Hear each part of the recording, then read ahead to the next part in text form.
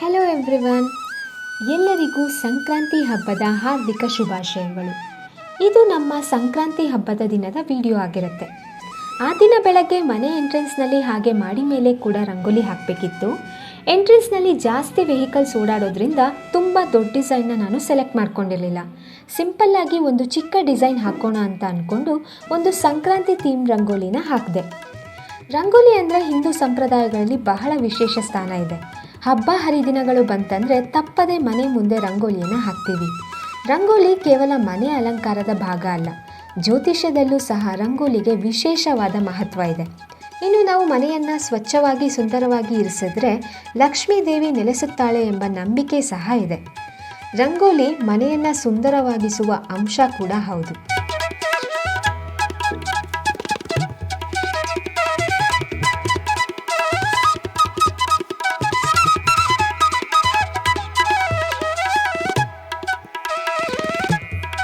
ಕೆಳಗಡೆ ರಂಗೋಲಿ ಹಾಕಿದ್ದಾದಮೇಲೆ ಮಾಡಿ ಮೇಲೆ ಸಹ ಒಂದು ಸಂಕ್ರಾಂತಿ ಥೀಮ್ನ ರಂಗೋಲಿ ಡಿಸೈನ್ನ ಸೆಲೆಕ್ಟ್ ಮಾಡಿಕೊಂಡು ಹಾಕಿದ್ದೀನಿ. ಈ ಡಿಸೈನ್ ಹೇಗೆ ಹಾಕೋದು ಅಂತ ನಾನು ಪ್ರೀವಿಯಸ್ ವಿಡಿಯೋದಲ್ಲಿ ತೋರಿಸಿದ್ದೀನಿ. ಅದೇ ರಂಗೋಲಿನ ನಾನಿಲ್ಲಿ ಹಾಕ್ತಾ ಇದ್ದೀನಿ. ಇಲ್ಲಿ ಯಾರು ಹೆಚ್ಚು ಓಡಾಡದೇ ಇರೋ ಕಾರಣ ನಾನು ಸ್ವಲ್ಪ ದೊಡ್ಡದಾಗೆ ರಂಗೋಲಿನ ಹಾಕಿದ್ದೀನಿ. ಕಲರ್ ಕೂಡ ಫಿಲ್ ಮಾಡ್ತಾ ಇದ್ದೀನಿ. ರಂಗೋಲಿ ಸಂಕ್ರಾಂತಿ ಹಬ್ಬದ ಅತ್ಯಗತ್ಯ ಭಾಗ ಮತ್ತು ಬಣ್ಣಗಳ ಆಯ್ಕೆಯು ನಿರ್ದಿಷ್ಟ ಸಾಂಸ್ಕೃತಿಕ ಮತ್ತು ಧಾರ್ಮಿಕ ವ್ಯಾಖ್ಯಾನಗಳೊಂದಿಗೆ ಹೆಚ್ಚಾಗಿ ಸಂಬಂಧಿಸಿದೆ. ಸಂಕ್ರಾಂತಿ ರಂಗೋಲಿಯಲ್ಲಿ ಸಾಮಾನ್ಯವಾಗಿ ಬಳಸುವ ಕೆಲವು ಬಣ್ಣಗಳ ಅರ್ಥಗಳನ್ನ ನಾವಿಲ್ಲಿ ತಿಳ್ಕೊಳ್ಳೋಣ. ಮೊದಲನೇದಾಗಿ ಹಸಿರು ಬಣ್ಣ. ಹಸಿರು ಪ್ರಕೃತಿ, ಜೀವನ ಮತ್ತು ಸಂತೋಷವನ್ನು ಪ್ರತಿನಿಧಿಸುತ್ತೆ. ಇದು ಹೊಸ ಆರಂಭ, ಬೆಳವಣಿಗೆ ಮತ್ತು ಸಾಮರಸ್ಯವನ್ನು ಸೃಷ್ಟಿಸಲು ಹೆಚ್ಚಾಗಿ ಬಳಸಲಾಗುತ್ತೆ. ನೀಲಿ ಬಣ್ಣ ದೈವಿಕ ಮತ್ತು ಅನಂತದೊಂದಿಗೆ ಸಂಬಂಧಿಸಿದೆ. ಇದು ಸಂಕ್ರಾಂತಿ ಹಬ್ಬದ ಅವಿಭಾಜ್ಯ ಅಂಗವಾಗಿರುವ ಆಧ್ಯಾತ್ಮಿಕತೆಯನ್ನು ಪ್ರತಿನಿಧಿಸುತ್ತದೆ. ನೇರಳೆ ಬಣ್ಣ. ನೇರಳೆ ಬಣ್ಣವು ರಾಯಧನ ಮತ್ತು ಸಂಪತ್ತಿನ ಬಣ್ಣವಾಗಿದೆ. ಸಂಕ್ರಾಂತಿಯು ಸಾಮಾನ್ಯವಾಗಿ ವಿಸ್ತಾರವಾದ ಅಲಂಕಾರಗಳು ಮತ್ತು ಆಚರಣೆಗಳನ್ನ ಒಳಗೊಂಡಿರೋದ್ರಿಂದ ಭವ್ಯತೆ ಮತ್ತು ಐಶ್ವರ್ಯದ ಭಾವವನ್ನು ತಿಳಿಸಲು ಈ ನೇರಳೆ ಬಣ್ಣವನ್ನು ನಾವು ಬಳಸಬಹುದು. ಕೆಂಪು ಬಣ್ಣ ಭಾವೋದ್ರೇಕ, ಪ್ರೀತಿ ಮತ್ತು ಕೆಟ್ಟತನದ ಮುಂದೆ ಒಳ್ಳೆತನದ ವಿಜಯವನ್ನು ಸಂಕೇತಿಸುತ್ತದೆ. ಬಿಳಿ ಬಣ್ಣ ಶುದ್ಧತೆ, ಶಾಂತಿ ಮತ್ತು ಆಧ್ಯಾತ್ಮಿಕತೆಯ ಬಣ್ಣವಾಗಿದೆ. ಇದು ಶಾಂತಿಯ ಭಾವವನ್ನು ಆಹ್ವಾನಿಸಲು ಬಳಸಲಾಗುತ್ತದೆ ಮತ್ತು ಸಂಕ್ರಾಂತಿಯ ಸಮಯದಲ್ಲಿ ದೇವತೆಗಳ ಉಪಸ್ಥಿತಿಯನ್ನು ಪ್ರತಿನಿಧಿಸುತ್ತದೆ. ಕಿತ್ತಳೆ ಬಣ್ಣ ಒಂದು ರೋಮಾಂಚಕ ಬಣ್ಣವಾಗಿದ್ದು ಉತ್ಸಾಹ ಮತ್ತು ಶಕ್ತಿಯನ್ನು ಸಂಕೇತಿಸುತ್ತದೆ. ಸಂಕ್ರಾಂತಿ ರಂಗೋಲಿ ವಿನ್ಯಾಸಗಳಿಗೆ ಉತ್ಸಾಹವನ್ನು ಸೇರಿಸಲು ಕಿತ್ತಳೆ ಬಣ್ಣವನ್ನು ನಾವು ಬಳಸಬಹುದು. ಹಳದಿ ಬಣ್ಣ. ಹಳದಿ ಜ್ಞಾನ, ಕಲಿಕೆ ಮತ್ತು ಬುದ್ಧಿವಂತಿಕೆಯೊಂದಿಗೆ ಸಂಬಂಧಿಸಿದೆ. ಸಂಕ್ರಾಂತಿಯ ಸಮಯದಲ್ಲಿ ಸ್ವಾಗತ ಮತ್ತು ಮಂಗಳಕರ ವಾತಾವರಣವನ್ನು ಸೃಷ್ಟಿಸಲು ಈ ಬಣ್ಣವನ್ನು ಬಳಸಬಹುದು. ರಂಗೋಲಿ ಹಾಕಿದಾದ್ಮೇಲೆ ಎಳ್ಳು ಬೆಲ್ಲ ಬೀರೋದಕ್ಕೆ ಎಳ್ಳು ಬೆಲ್ಲದ ಪ್ಯಾಕೆಟ್ಸ್ಗಳನ್ನ ರೆಡಿ ಮಾಡ್ಕೋತಾ ಇದ್ದೀವಿ.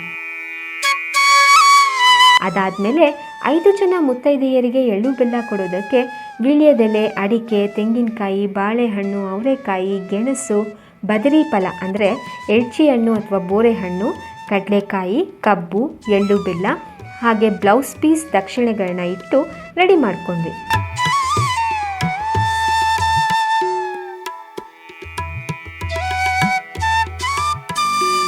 ಪೂಜೆ ಆದ ನಂತರ ಎಳ್ಳು ಬೆಲ್ಲ ಬೀರೋದಕ್ಕೆ ಅಂತ ಹೊರಟ್ವಿ.